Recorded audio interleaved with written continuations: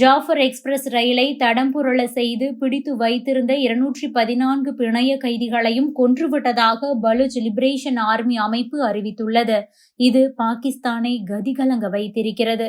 அதோடு பலூச் விடுதலை அமைப்பின் கோரிக்கையை ஏற்காமல் காலதாமதம் செய்ததால் 214 பேரையும் தூக்கிலிட்டு கொன்றுள்ளதாக திடுக்கிட வைக்கும் தகவல் வெளியாகியிருக்கிறது. பாகிஸ்தானில் உள்ள மிகப்பெரிய மாகாணம்தான் பலூச்சிஸ்தான். இந்த மாகாணம் ஆப்கானிஸ்தான் எல்லையில் அமைந்துள்ளது. பாகிஸ்தானில் இருந்தாலும் கூட இந்த பலூச் மக்கள் தங்களை பாகிஸ்தானியர்கள் என்று கூறிக்கொள்வது இல்லை. ஏனென்றால் அவர்கள் தங்களுக்கு தனி நாடு கேட்டு நீண்ட காலமாக போராடி வருகிறார்கள். மேலும் பலூச்சிஸ்தானை தனி நாடாக்க வேண்டும் என்ற நோக்கத்தில் பல்வேறு பிரிவினைவாத படைகள் செயல்பட்டு வருகிறது. இதில் முக்கியமான ஒன்றுதான் பலூச் விடுதலை இராணுவம், பலூச் லிபரேஷன் ஆர்மி. இவர்கள் பாகிஸ்தானுடன் நீண்ட காலமாகவே மோதி வருகின்றனர். பலூச்சிஸ்தான் மாகாணத்தில் கனிம வளங்கள் கொட்டி கிடக்கின்றன. இதனை பாகிஸ்தானும் சீனாவும் அபகரித்து வருகிறது.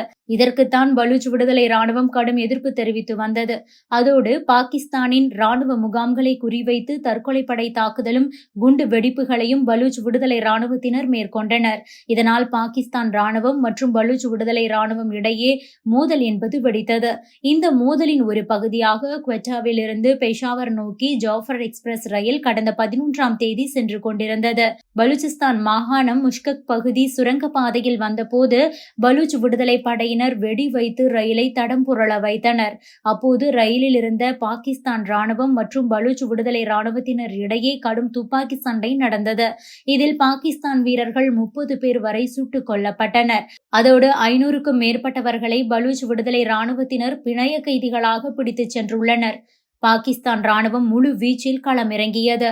பிணைய கைதிகளை மீட்கும் பணியில் ராணுவம் தீவிரமாக ஈடுபட்டது.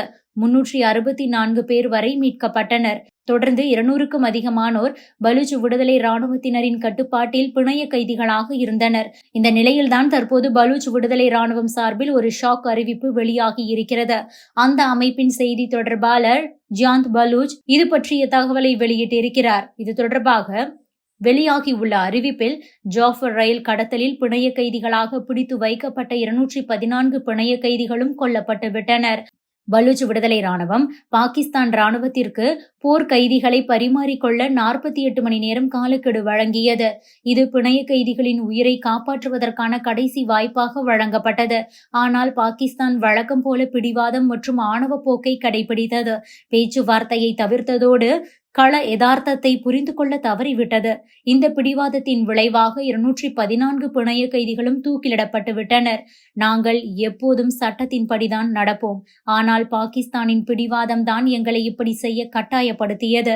கைதிகள் பரிமாற்றத்திற்காக பாகிஸ்தானுக்கு 48 மணி நேரம் காலக்கெடு வழங்கப்பட்டது. ஆனால் அந்த காலக்கெடுவை பயன்படுத்த பாகிஸ்தான் தவறிவிட்டது. இதுதான் அவர்களின் மரணத்துக்கு காரணமாக அமைந்துள்ளது என்று கூறப்பட்டிருக்கிறது. இதுதான் மொத்த உலகத்தையும் அதிர வைத்திருக்கிறது. இருப்பினும் அவர்கள் தூக்கிலிடப்பட்டதற்கான ஆதாரங்கள் எதுவும் இதுவரை வெளியிடப்படவில்லை. இதனால் பாகிஸ்தான் அதனை ஏற்கவே இல்லை. பிணைய கைதிகள் அனைவரும் உயிரோடுதான் இருப்பதாக பாகிஸ்தான் நம்புகிறது. பாகிஸ்தான் தரப்பில் பிணைய கைதிகள் யாரும் கொல்லப்படவில்லை என்று நம்பிக்கை தெரிவிக்கப்பட்டு வருகிறது. இது பற்றி பாகிஸ்தான் ராணுவத்தின் செய்தி தொடர்பாளர் அகமது ஷரீப் சௌத்ரி என்ன சொல்லியிருக்கிறார் என்றால், 354 பிணைய கைதிகள் மீட்கப்பட்டுள்ளனர். 33 பயங்கரவாதிகள் கொல்லப்பட்டுள்ளனர். மற்ற பிணைய கைதிகளை மீட்கும் பணி நடந்து வருகிறது. இந்த சம்பவத்தில் மொத்தம் 31 பேர் கொல்லப்பட்டு விட்டனர்.